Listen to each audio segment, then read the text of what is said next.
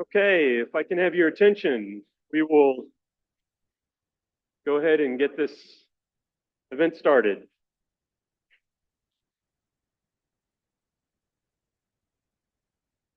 It's good to see you. Welcome, everyone.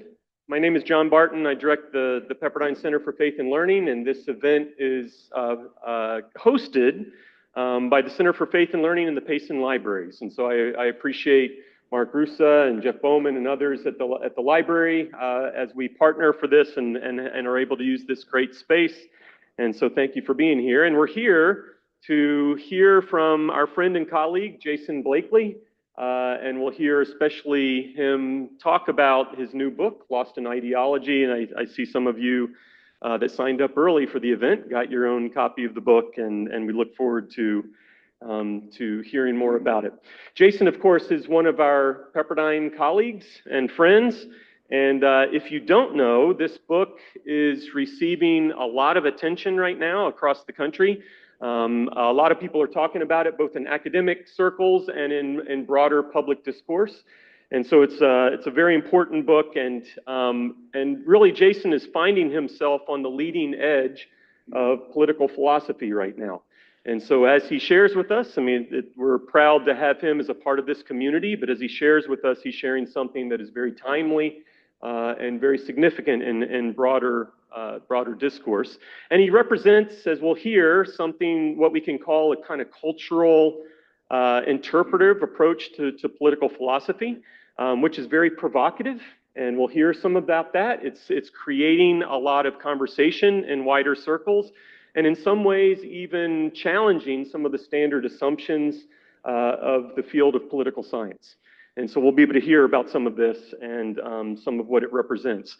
This is also, of course, a very timely conversation. As we are all very aware, we are living through a very tumultuous time politically and socially in our country.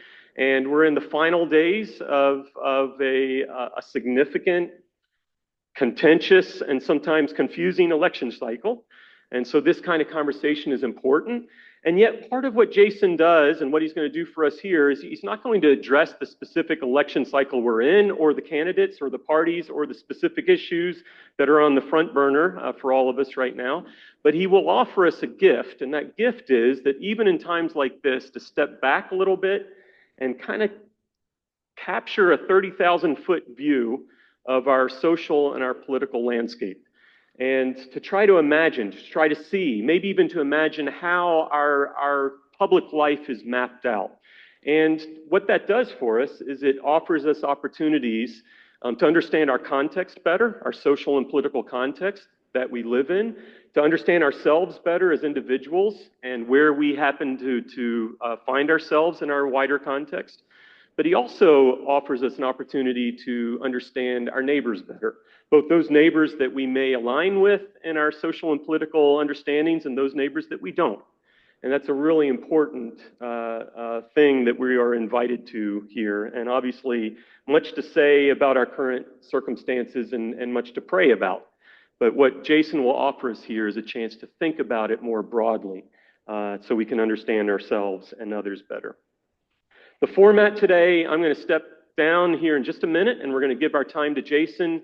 He is going to speak for about 20 to 30 minutes from the book, and then I will come back up, and we will have a brief time, 15 or 20 minutes for Q&A. And so we'll have a microphone roaming around. So as you hear the presentation, as you think about these things, be thinking about what questions you might want to ask.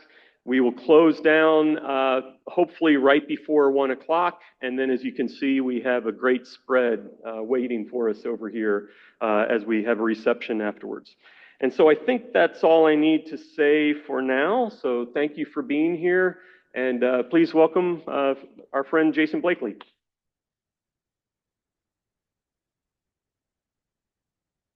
Wow, that was so generous. And it was especially generous for John. You know, he mentioned that people are talking about the book, but not to say what they were saying about the book. It was also generous of him. Yeah, I want to thank John, Center for Faith and Learning, Pepperdine Libraries, Jeffrey, Stephanie, and everyone who organized. I'm very moved by the gesture and everyone who came out to to think about ideology during lunchtime. That's very generous of you guys to show up, intellectually generous. And I'm also proud, the feeling is mutual, to be part of Pepperdine.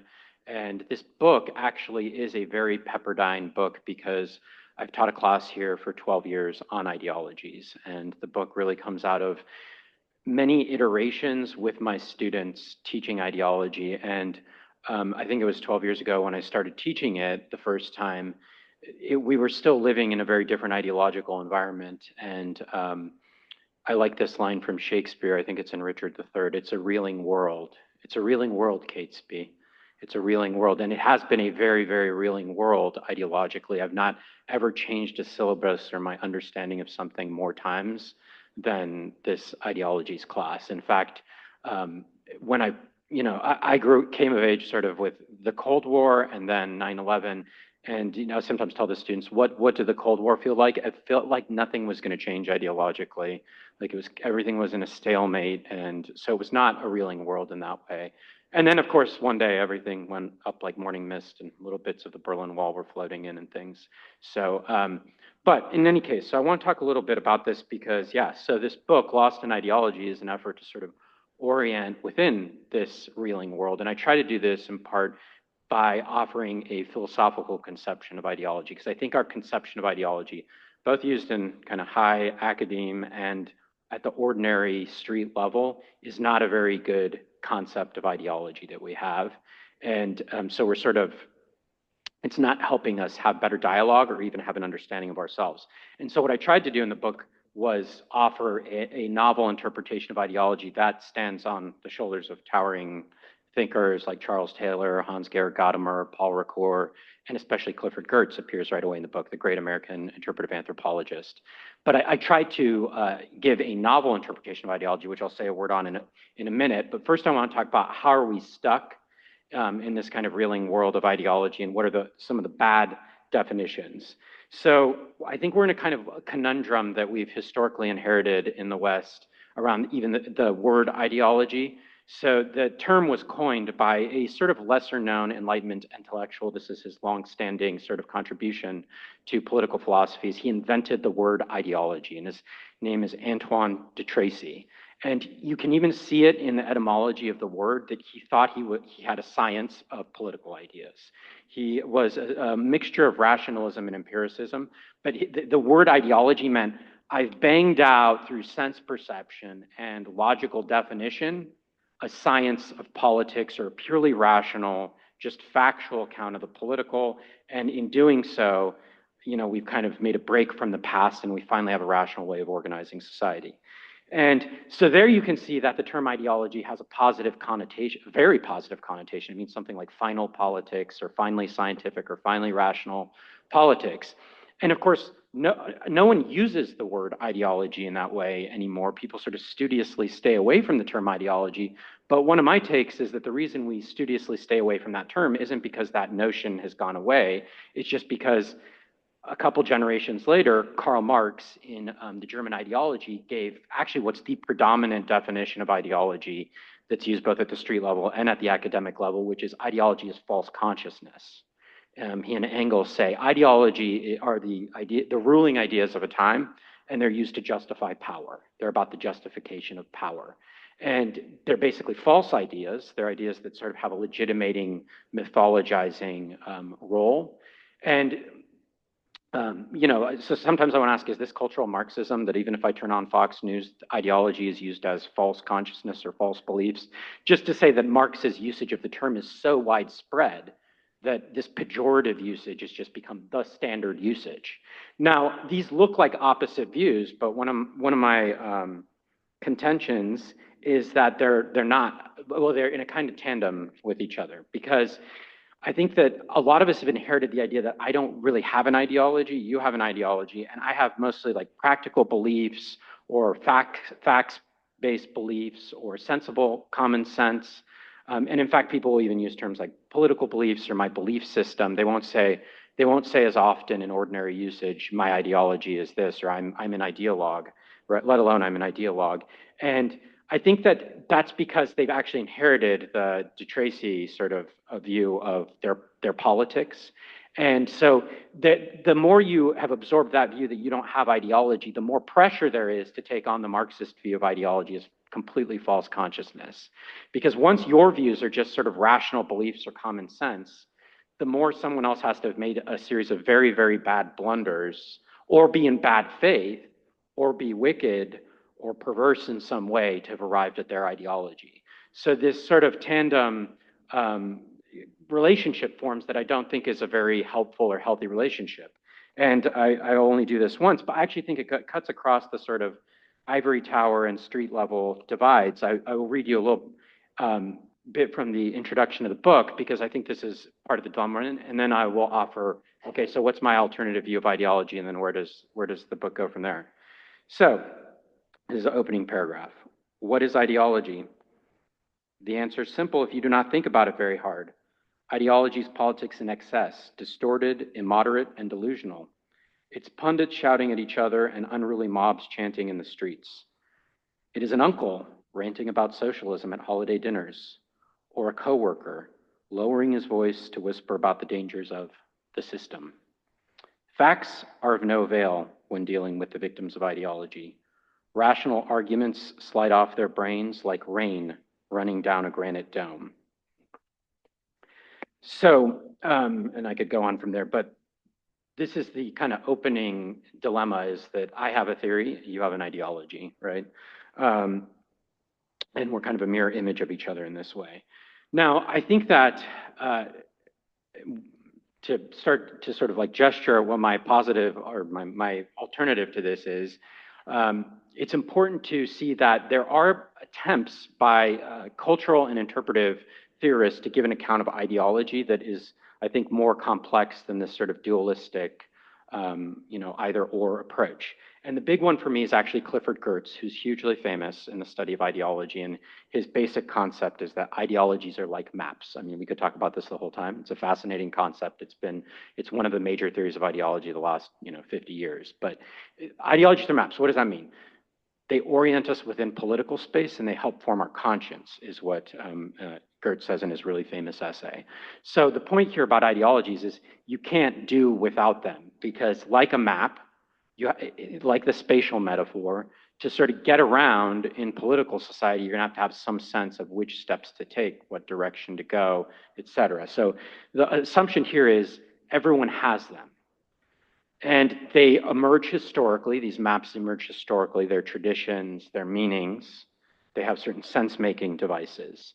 So when you get that version of ideology, Geertz has this wonderful phrase in the essay where he says, the problem with our concept of ideology is that it's self-ideologized. And I don't have time to go into this, but there are a lot of conceptions of ideology that people use, but the problem is that they further reflect some ideological commitment they already have. So and this is very dissatisfying, obviously, to social scientists, because then it's like you're working in a partisan way within an ideological tradition to then describe ideology. And Geertz says, oh, well, you know what, this definition can work across ideologies without being inside of any one of them.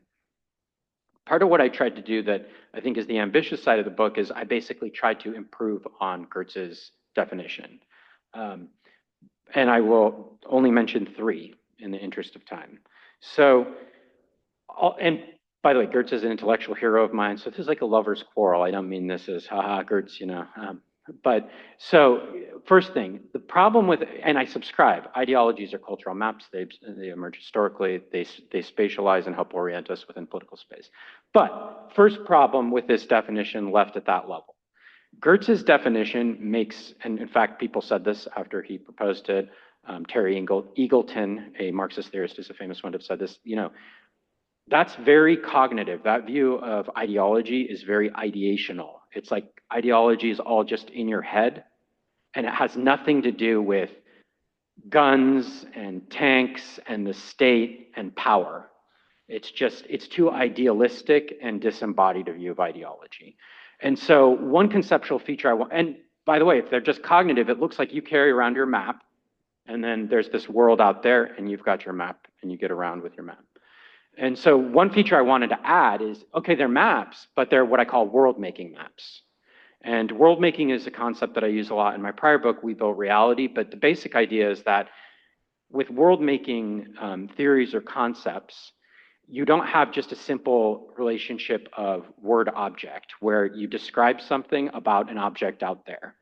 When you have world-making features of human culture or politics or religion, the very sort of enactment of the interpretation changes the social reality. So it changes the reality out there, the social reality out there. And so it's important to see that for me, it's very important to see that ideologies organize material reality. They organize us. They organize us in all kinds of ways in terms of how we use money, how we organize the military, the police. So they are encoded. My view is I reject the materialist idealist split, which, you know, John mentioned some people who reviewed the book. One of the negative reviews in Commonweal was a Marxist who said Blakely misses power and materiality, but I actually reject the idea that there's a split between the two. To me, human cultural life imbues or shoots through materiality. And so in our material culture, in our artifacts, and how we're sitting here and how I'm dressed and how you're dressed, et cetera, we're going through ideological regimes. So a quick example of this would be, for example, and point here, ideologies are precognitive, or rather they straddle the cognitive and precognitive divide. So an example, money. Money in the modern sort of monetary system hasn't always existed, right? The sort of circulation of currency, paper money, et cetera. You could do incredibly complex, people have done incredibly complex work, both economists and philosophers, on what is the ontological status of money, how does it work, et cetera, et cetera. But most of us just use money and we don't know, you know? Even my son, Sebastian, he's 7 years old, he's, I hate to say that at Christian University, he's really into money right now. That's like, that's Mammon, but no, he doesn't understand that. And so he's really into the buying power of money right now because he's just figured that out. But can he give you a theory of money? No, not at all. Can he give you the ideology of money? Nope, not at all. Similarly, things like standing in line are reflective of a particular ideology. Maybe standing in line is reflective of equality and liberalism. Maybe the decline of standing in line in American life is the decline of a certain political ideology that you can buy a fast lane and go around, or all these ways you go to Disneyland and pay, you know, maybe all these ways in which the line has eroded as an expression of equality. My point here is we usually participate in lines, even lots of us, without thinking this is ideology. And second kicker, so there's the disagreement with Gertz, but the second thing I want to say here is this is also why ideologies are non-optional for me, because they're world-making. And so what we have in the modern world is we're already mid-story. Like our world already is an embodiment or an incarnation of different ideological traditions, and I think it's various ideological traditions. And we're sort of midway in the ideological fray, so to speak. And so also, this growing up in the 80s and 90s, it was very common for people in my generational cohort back then to say, I'm not very political, which usually meant they were very liberal and didn't know it. They thought there was a private-public split in politics. Not saying that to own the libs, I'm just saying like that's a kind of politics, the idea that you cannot be political. You know, I mean, just take Aristotle, man is the political animal, humans are the political animal, everything you do is political. So if I say I'm not political, all that means is I participate in the rituals, practices, and materiality of the world of ideology with just not knowing it very much, without being self-aware of it. So that was point one, is that these maps are world-making. Second, oh, and by the way, that's one of the reasons we get trapped in the de Tracy view of ideology, because everything in our social milieu reflects back at us our ideology, which I'll come back to in a second, I think. You surround yourself, Americans increasingly, we surround ourselves with like-minded people. And so then in that milieu, in that world, it looks like, well, my view is obviously right, and yours is obviously totally insane, right? Okay, second point. I think that Gertz's notion of maps seems overly sort of disengaged or, you know, not ethically committed. And it doesn't get why ideologies are so hyper demanding. So I developed this term ethical magnetism, that ideologies, they're maps. You usually don't feel a lot about a map. I love Google Maps. You know, I was raised by, my mother loved maps. We had maps all over the house, but you know, that's not the same as I'm gonna die for Google Maps or I'm gonna die for a map, you know? Like who dies for a map? And yet this is a weird map because people die for this map. I would even contend, and I've said this before to some of my students, it is easier to imagine being a martyr for ideology than for religion today. This is a religious university.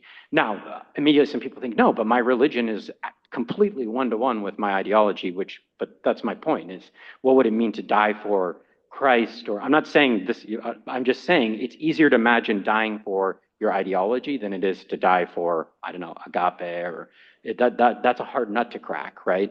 Now, why is that? Because ideologies have this incredibly powerful ethical magnetism.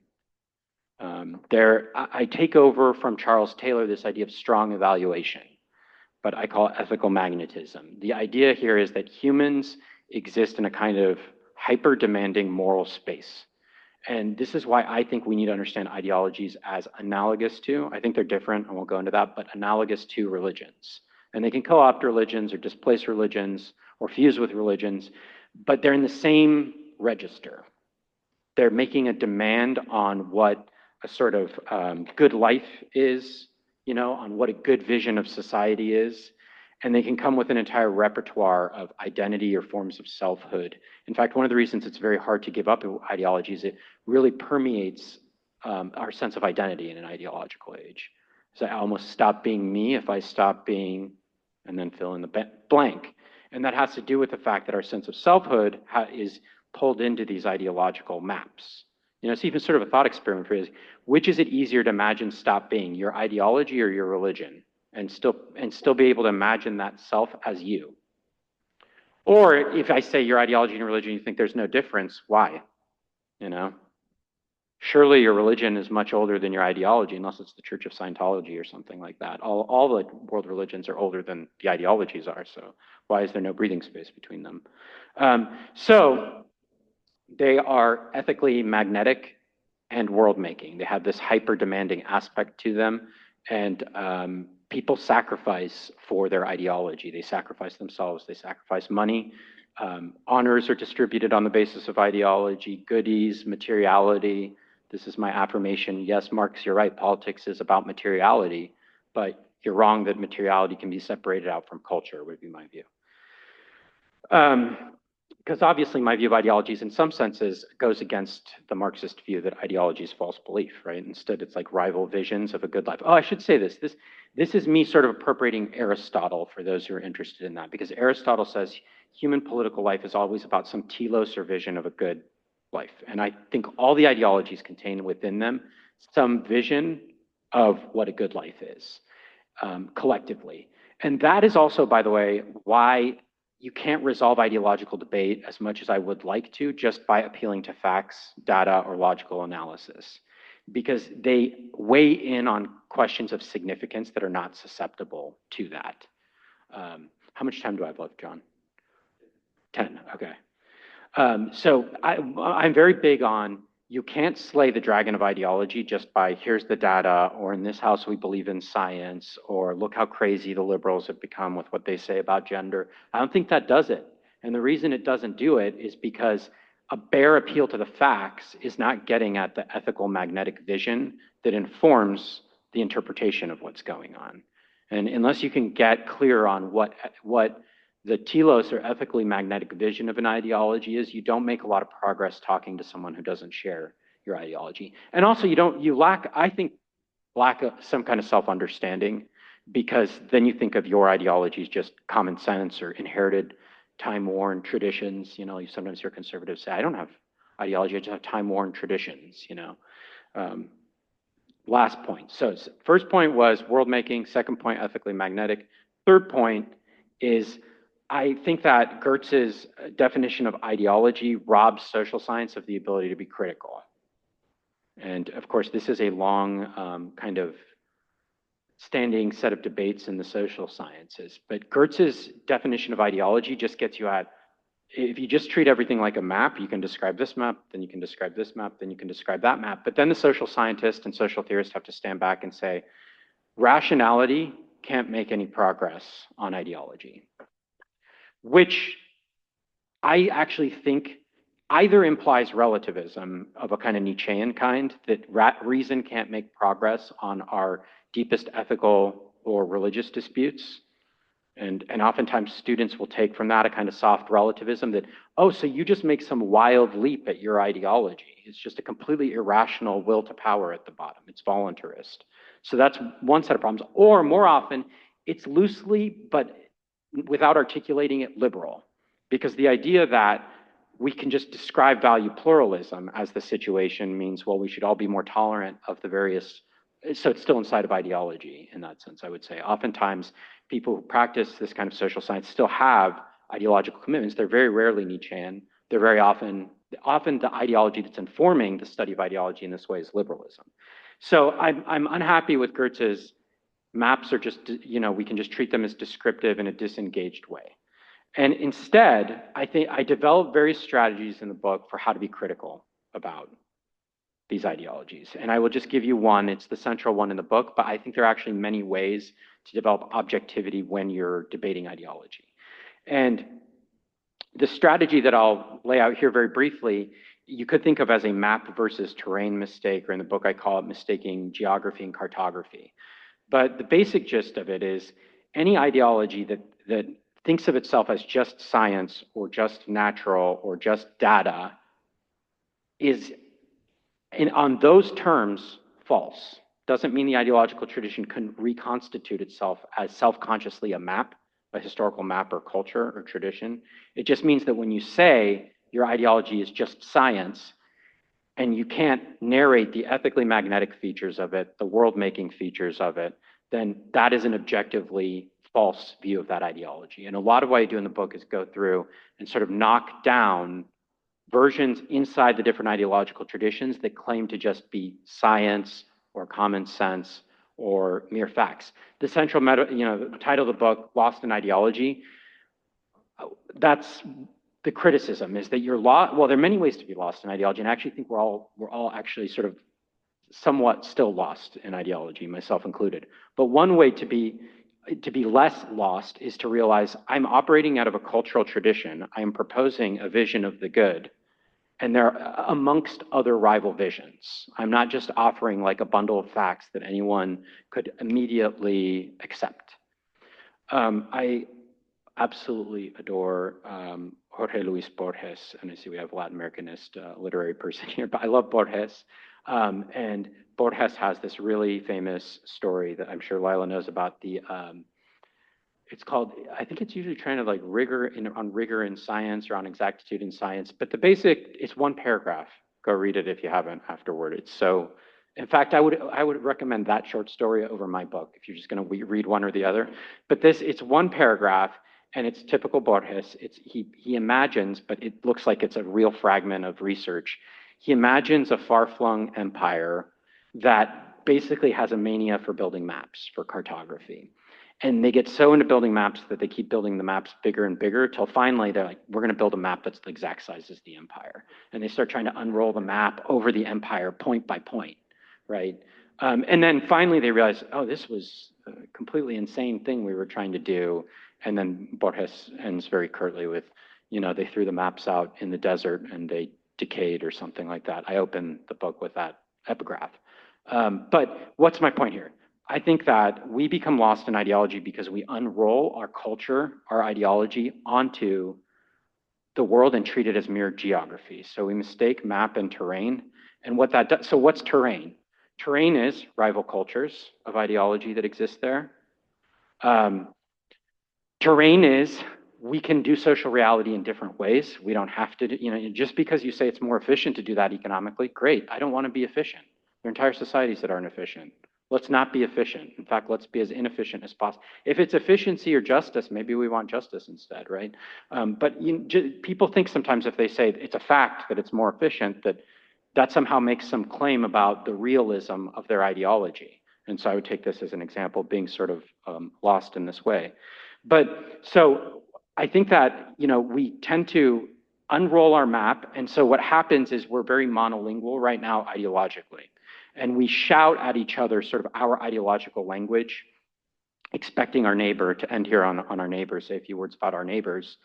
Being a Christian university, you're called to love our neighbors, right? A very high demand on Christians vis-a-vis the neighbor, the other, the proximate other. And I think one thing we have done increasingly in American life is we arrive because we're lost in our ideology and we assume that our ideology is just common sense or facts or obvious. We arrive and we demand immediate compliance with our ideological language without even knowing it.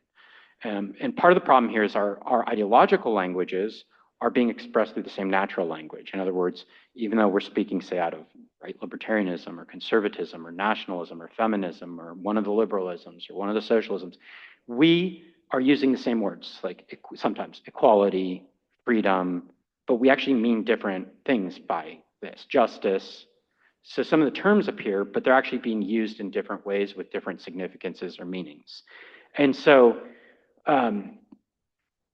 we arrive and sort of demand immediately that people see, obviously, when I say emancipation, or obviously when I say what's good and holy versus what's profane and obscene, that you should understand that immediately. And that's not a reasonable demand if this account of ideology is correct. That would be a little bit like showing up and speaking English in a foreign country where no one speaks English. I really think that's what we're doing right now in our societies. We show up and we just speak the language that we have to other people and expect them immediately to understand what we're saying. First of all, that's not a very good way to persuade people because they're not heard and they're not understood. So if even at the level of just efficacy or strategy ideologically, you're not going to win a lot of people to your side if you just arrive and sort of unroll your ideological language on them. So part of what the book is basically, after the opener, it's a tour of all the major ideologies that inform American political life and maybe going outward toward the West a little bit. And what I try to do is, I just learned this term from someone much younger than me, steel man them. That's a great little term. Apparently it's a counter concept to straw manning, where you make a weak argument, it's considered an informal fallacy, an argument that you make a weak argument, sometimes it really is a straw man, but like you make a weaker argument than the actual argument, then you defeat it, and then you're like, see, I beat the argument. And someone told me, oh, you're really into steel manning the ideologies. Yes, I'm into steel manning them. Make them as strong as possible, and then see if you can do internal critique or find sources or tensions inside of them. And so a lot of the book is a kind of tour of the different ideological cultures. It's like a fast tour where you get a thick cultural description of each of the ideologies. Sort of Gertz, I say, Gertz was anthropologist. He went to Bali, he went to Morocco, he went all kinds of places, brilliant anthropologist. And I say in the book, we need to bring ethnography and anthropology back home because we don't understand the culture of the other person. What do I want to end on? I think that in addition to, you can't, I will say this at a Christian university, I might not normally say this, you can't really love someone if you don't know what makes them tick or what they love.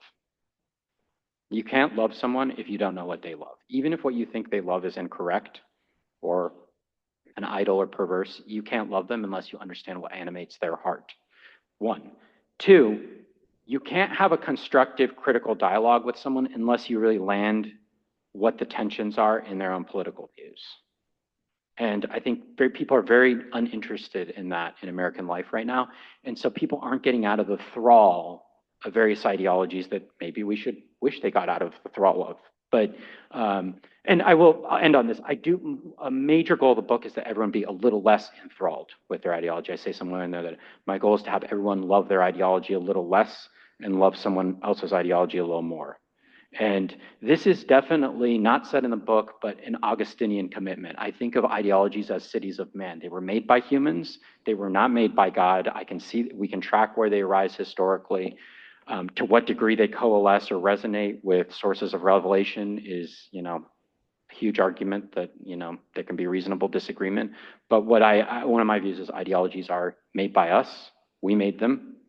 God didn't make them. Moses didn't come down from the mountain and give us an ideological set of concepts. So we need to find a way to be able to navigate those of us who are Christian, seeing what's ethically magnetic or absorbing about them without just being completely absorbed by them and not being able to see the human person underneath, the neighbor underneath, who also has the same existential predicament. How do I live a good life? How do I have a good community, good justice, something like this? So I will stop there. Thank you.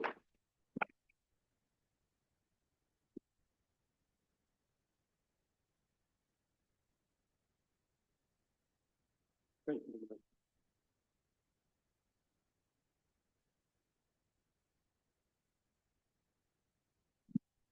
Okay, so as we transition here, and we don't have a huge amount of time, but for about 15 or 20 minutes here, we'll be able to open it up for some questions.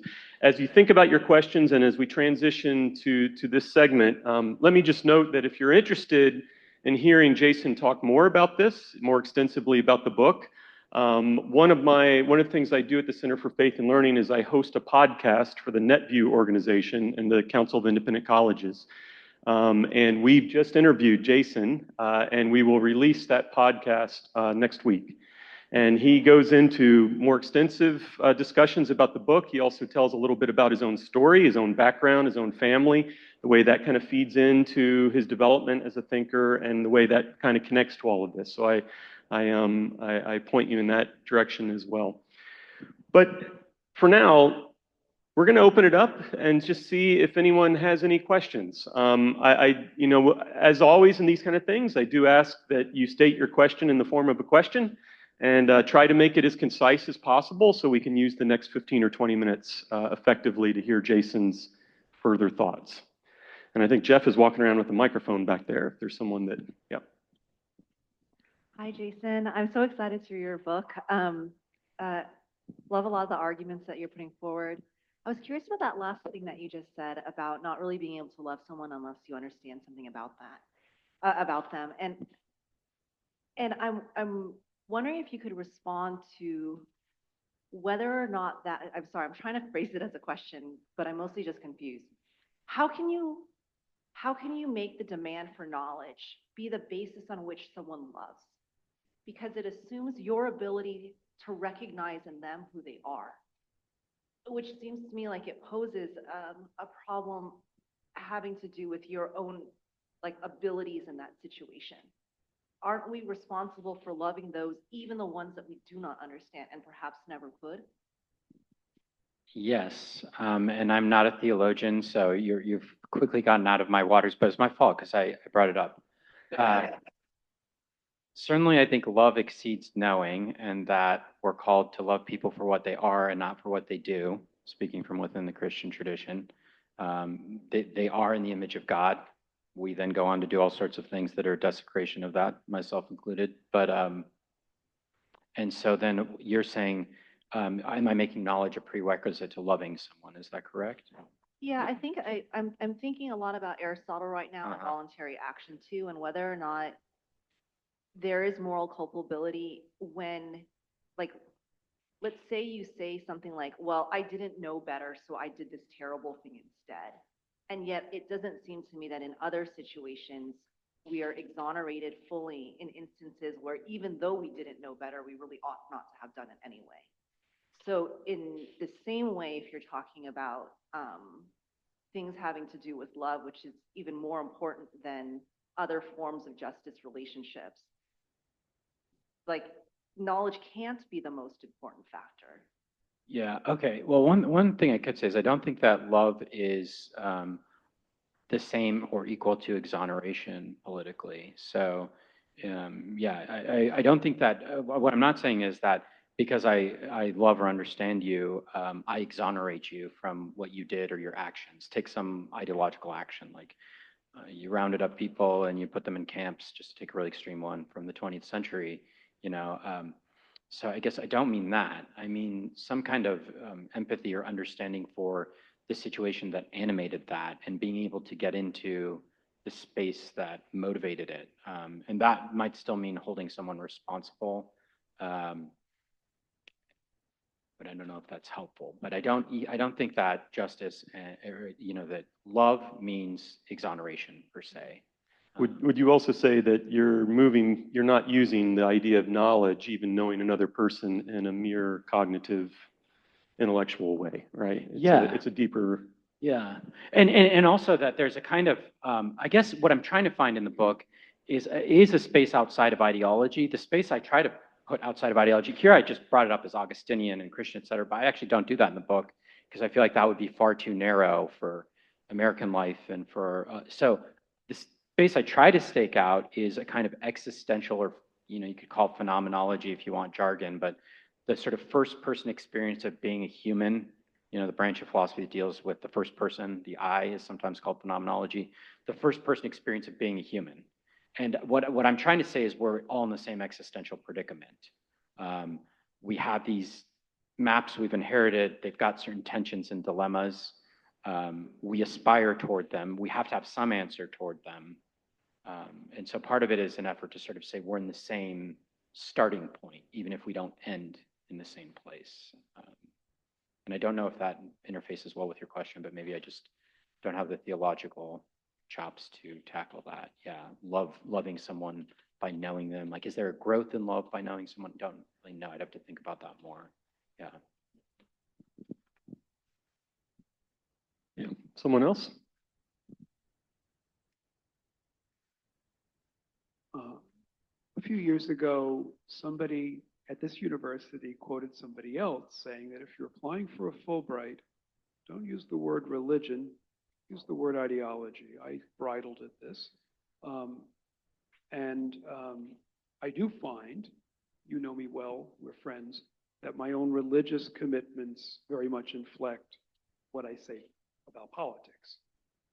Gertz defines religion, and we were reading it years ago. How do you define ideology as opposed to religion? Great question. So yeah, I didn't talk about this, but there's a section in the opener another conceptual feature. So I have a complex, it's concept building, right? That's a lot of what philosophy people do is they offer a concept, and then you can be like, this is a rubbish concept. Why did you do this? Or it's confused. But I'm building a supposedly better concept of ideology, and it's a complex concept in that the definition has various features. But so they're maps. But another feature I add on to world making, ethical magnetism, and some of the other stuff is that they are disenchanted. And what I mean by disenchanted is that ideologies emerge at a time, this is me again cribbing Charles Taylor, but they emerge in a time when people are aware that their politics have to be enacted by them. So Taylor calls this an age of mobilizations. But the other here, the conceptual contrast is enchanted politics. What would it, because by the way, you can, as a theorist, you could just say, well, I define ideology as any politics that's ever existed, but then it's not a very useful definition. It doesn't capture the fact that the term ideology emerged at a particular time historically, so it doesn't really do much work for you. And then if you define it that broadly, you could say, well, there's Mayan ideology, there's, all pre-modern people also had ideology. But I think of ideologies as distinctively modern because what we do that's distinctive in an age of ideologies is we mobilize these maps in historical time. You could think of this as in Newtonian time, the idea that there's a homogeneous sequence of time splices such that we have to act. I love Shakespeare, I already said that. In Shakespeare straddled the modern and the pre-modern world, but some of his pre-modern characters, if the king gets killed, there are earthquakes, there are signs and wonders. The cosmos itself rebels against the displacement of the monarch. And what my view is that even people who say, I want monarchy, or I think my ideology, this often comes in conservatism, is given to me by my religion, act on the same model, I say this in the book, as the French Revolution, meaning they mobilize around it, they create pamphlets, they articulate the vision, and that's a distinctly modern way of doing politics, theorization and mobilization inside imminent historical time. And then you can have different views, like there's God as well involved, but that move that in historical time. So this is what I call ideologies are disenchanted in that sense. Whereas our religious systems, right, their claims about, well, for instance, just to take the one we keep talking about, Christ is the incarnation of God. Okay, well, that's an enchanted claim, isn't it?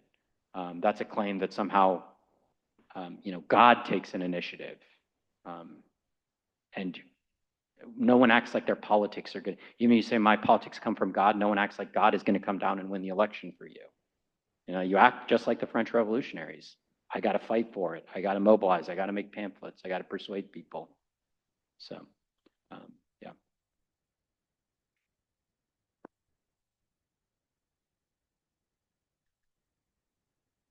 So I find myself wondering, with the growth of so many new and extreme ideologies, whether that's a reflection of our current two-party system being outmoded. And I'm wondering your thoughts on that, and also wondering the relationship between isolation and these huge shifts in ideology becoming more extreme and varied.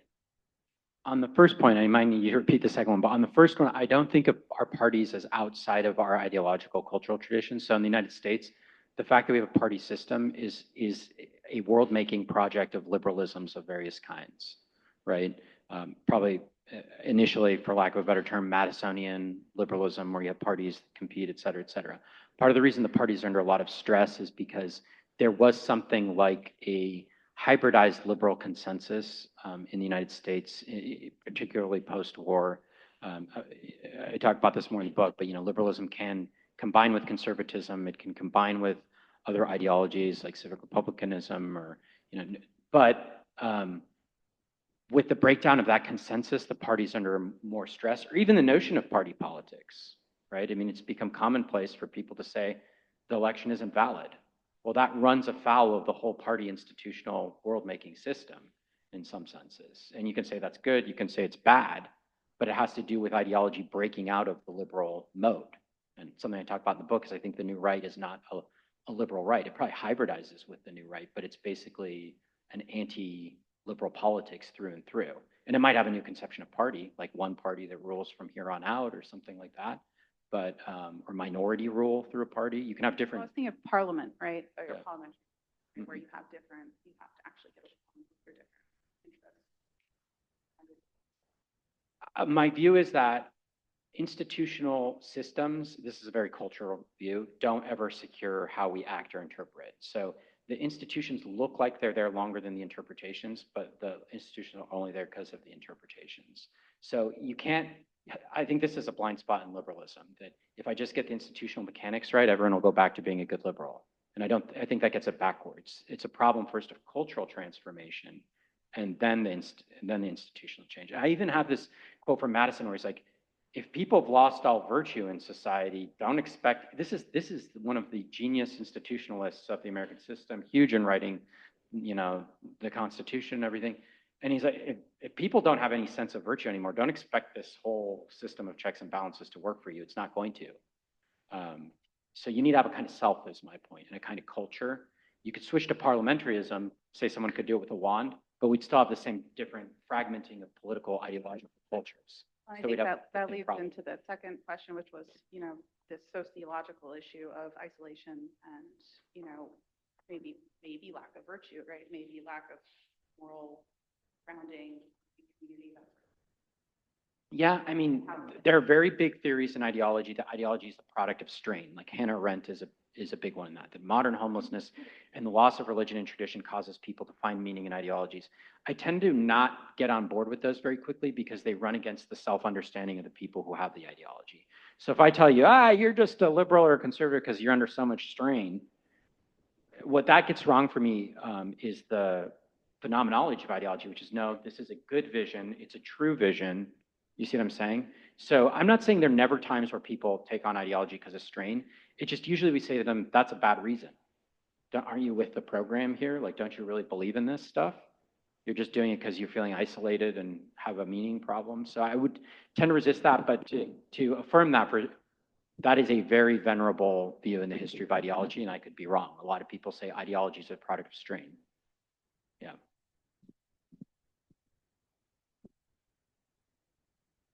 Thank you both, everyone, for this. I am curious, globally there is a far right turn, and there's a lot of debate in political philosophy and in just the broader media of when to use what I like to call the F word and fascism. And so I was hoping you could speak to you like to use the term family resemblances and how we think about the family resemblances of these ideologies, particularly when even the name is seen as a slur. We could say the same thing about communism. And then how you get into understanding the appeal of some of these more extremist ideologies. Great questions. Yeah, good to see you here. And I know your scholarship is in those areas.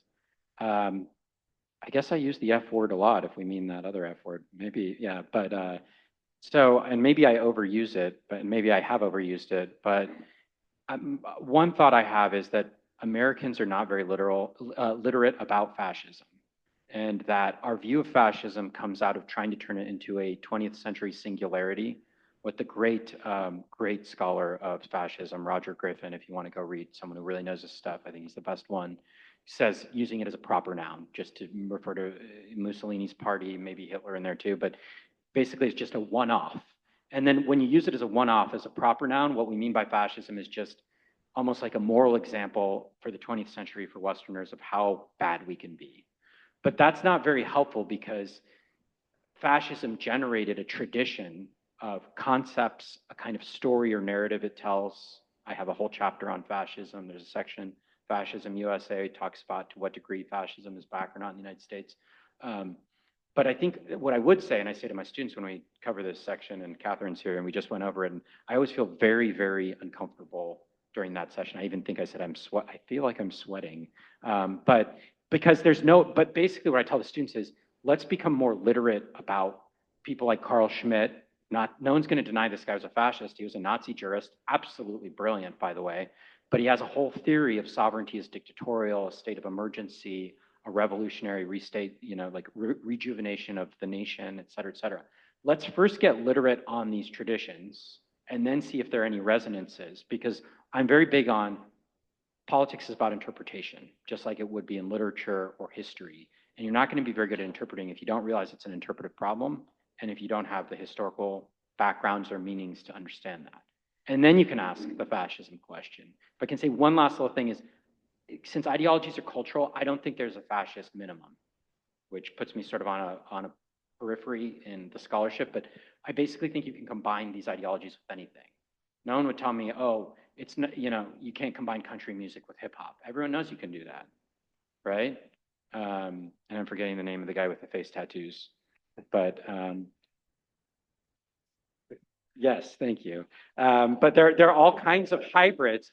Now, if I told you that's a little bit of fascism and a little bit of neoliberalized CEO, you're fired, the boss just fired you, why can't you combine little elements of Schmittian, dictatorial takeover of the state, rejuvenation of the nation with that? But it's an interpretive problem for us. And you had a second thing that I forgot. How do you get to what appeals about these more extremist ideologies, why people are drawn to it and what need it meets for them? By understanding what the story is in the narrative and the ethically magnetic thing. I was really disappointed because the story we used to tell my family is that we were related to Ezra Pound because my grandmother's maiden name is Pound and we're from the Midwest. And Pound was a literary genius. Amazing, complete fascist, like literal fascist, arrested for fascism, went to Italy. I think the hard thing is it's not an intelligence problem. I mean, he discovered T.S. Eliot, James Joyce, et cetera. It's really, so why does someone like Ezra Pound go in for fascism? Like, let's sit in front of that. He's not stupid. He's not morally insensitive. So what happened? So we need to sit in front of the story a little more and get why people are drawn into it. What story does it tell, which would be a longer thing. Yeah. And we are closing down here. We'll take one more question for this public forum, if there is one, and then we'll bring things to a close.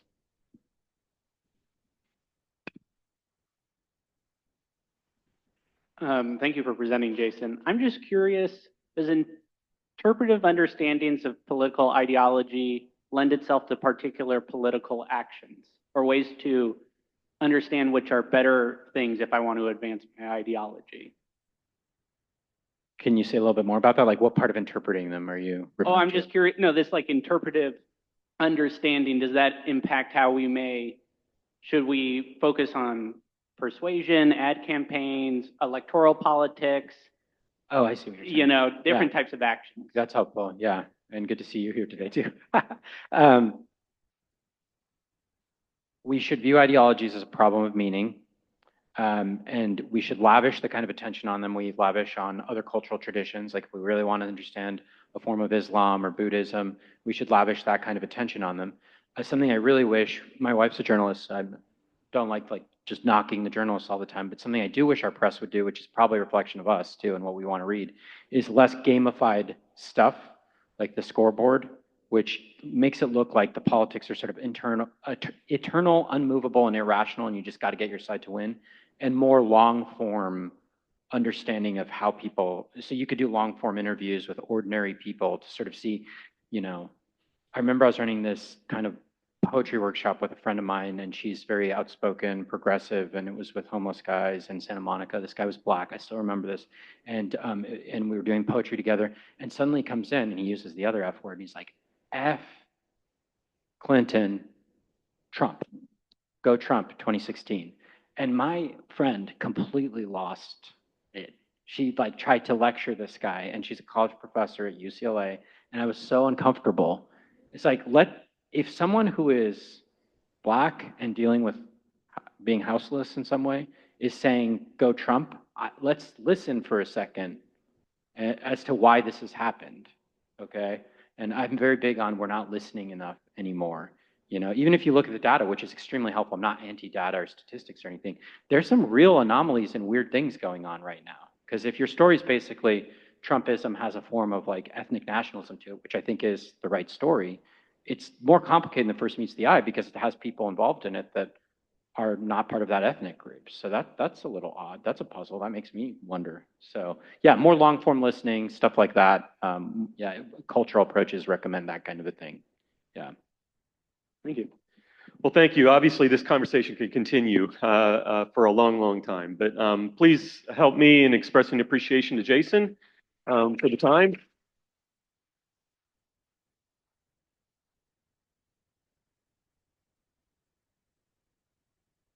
Thank you, Jeff, and to the libraries for this partnership again, and thanks to Stephanie for helping organize all of this.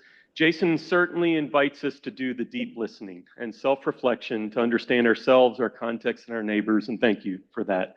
And thank you for being here, and please, please, please, there's a lot of food over there. Make yourself at home, and let's continue the conversations.